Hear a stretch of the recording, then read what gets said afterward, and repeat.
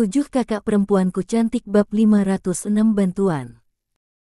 Liu Yaner dapat yakin bahwa tangan yang menarik pakaiannya jelas bukan tangan Xiao Luyun.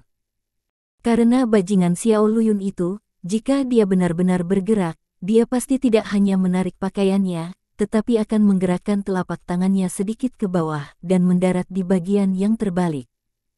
Tepat ketika Liu Yaner hendak melemparkannya kembali dengan cambuk, tiba-tiba terdengar suara seorang gadis dari belakang, dan pada saat yang sama agak cemas. "Kakak, tolong aku." "Hah?" Liu Yaner mengerutkan kening, menunjukkan ekspresi terkejut. Melihat ke belakang. Yang menarik pakaiannya adalah seorang gadis kecil, sekitar 12 atau 13 tahun, matanya merah dan bengkak, dia pasti baru saja menangis. Lu Yun juga melihat gadis kecil itu. Tatapan jatuh langsung ke sisi kiri leher bulat gadis kecil itu, dan ada sentuhan merah cerah di bahu putihnya yang terbuka. Itu bukan darah. Seharusnya sesuatu seperti tanda lahir. "Adik perempuan, apakah kamu menemui kesulitan?" Liu Yaner membungkuk, dan hendak bertanya apa yang terjadi dengan gadis kecil itu, tetapi pada saat ini, dia melihat gadis kecil itu menoleh ke belakang dengan panik. "Aku tidak punya waktu untuk mengatakan apa-apa, jadi aku bergegas pergi." Tidak lama setelah gadis kecil itu kabur, seorang pria berbaju hitam mengejarnya. Saat melewati Lu Yun berdua, pria berbaju hitam menatap Liu Yaner dengan tajam, seolah memperingatkannya untuk tidak ikut campur dalam urusannya sendiri. Liu Yaner mengerutkan kening lebih dalam. Lu Yun melihat ke belakang pria berbaju hitam, dan berkata dengan suara yang dalam. "Aku bisa merasakan aura seorang kultivator dari orang itu. Dia seharusnya menjadi seorang kultivator." Petik 2. Perasaan aneh. Lu Yun tertegun sejenak, dan berkata, "Maksudmu, pria berbaju hitam tadi adalah klan hantu?" Liu Yaner memiliki kemampuan persepsi yang kuat dari klan rubah roh, dan begitu perasaan aneh muncul, itu berarti bahwa pihak lain pasti tidak sederhana. Tidak. Namun, Liu Yaner menggelengkan kepalanya dan berkata, "Perasaan barusan berbeda dari aura yang kurasakan dari klan hantu sebelumnya, dan..." Dia mengerutkan kening dalam-dalam. Bukan hanya laki-laki, gadis kecil sebelumnya memiliki aura yang lebih kuat. Aura gadis itu lebih kuat.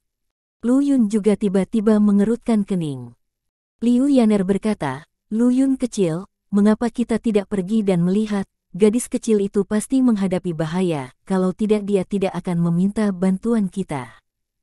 "Oke." Lu Yun mengangguk. Pria berbaju hitam itu tidak melangkah terlalu jauh. Keduanya dengan cepat menyusul dan mengikuti dengan tenang. Setelah pelacakan beberapa saat, ternyata pria berbaju hitam itu telah memasuki sebuah taman tandus yang ditumbuhi ilalang. Pria berbaju hitam itu melambat. Tatapannya seperti elang, melihat sekeliling, mungkin mencari gadis kecil tadi. Berbalik. Tidak ada keuntungan. Pria berbaju hitam itu tiba-tiba berhenti, menutup matanya dan berkonsentrasi sejenak, dan ada cahaya merah samar di antara alisnya. "Bajingan kecil, kemana kamu ingin pergi?" Tiba-tiba, lampu merah di antara alis pria berbaju hitam itu memudar, dia tiba-tiba membuka matanya, melompat, dan sosoknya tiba-tiba berubah menjadi elang raksasa. Di belakang lereng tanah kecil di sudut Huang Yuan, gadis itu meringkuk, merasakan napas pria itu mendekat, dan segera berteriak. "Jangan!" Gadis itu buru-buru bangkit dan hendak melarikan diri, tetapi dia tersandung lubang tanah dan jatuh ke tanah lagi. "Huff, kenapa kamu tidak kembali denganku dengan jujur?" Pria berbaju hitam itu mencibir dan menukik ke bawah, kelima jarinya terentang seperti cakar elang raksasa, siap menerkam gadis itu. Gadis itu sangat ketakutan hingga dia gemetar, dia tidak berani membuka matanya. Pada saat kritis ini, sesosok cantik tiba-tiba lewat, menggendong gadis kecil itu dan pergi dengan cepat, menghindari cakar pria berbaju hitam itu. "Adik perempuan, jangan takut, dengan kami di sini, tidak ada yang bisa menyakitimu." Liu Yaner yang menembak. Setelah menggendong gadis kecil itu, dia segera kembali ke sisi Lu Yun, menghibur gadis itu dengan intim. Tapi gadis kecil itu masih memiliki ekspresi ketakutan.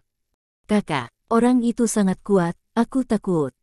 Ketika gadis kecil itu melarikan diri, dia kebetulan melihat Liu Yaner mencoba untuk memberi pelajaran pada pria bertubuh pendek dan yang lainnya, jadi dia berlari untuk meminta bantuannya.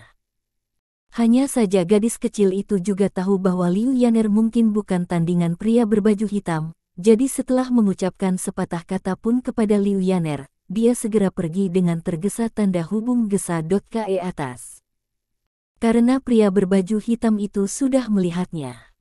Pada saat ini, pria berbaju hitam, yang gagal dalam gerakannya, memandang Liu Yaner dengan ekspresi yang sangat muram dan berkata, "Nak, sepertinya aku baru saja memperingatkanmu, jangan ikut campur, urusi urusanmu sendiri."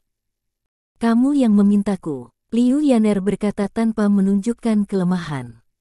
"Kalau begitu kamu mencari kematianmu sendiri." Pria berbaju hitam itu tiba-tiba melangkah ke sisi ini, dan aura seorang kultivator di tubuhnya akhirnya benar-benar dilepaskan.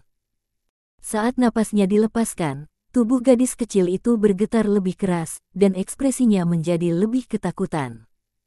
Pria berbaju hitam melangkah maju dan berkata sambil mencibir, "Gadis, saya pikir Anda juga seorang kultivator, tetapi levelmu masih cupu, apakah kamu yakin ingin ikut campur dalam urusan ini?"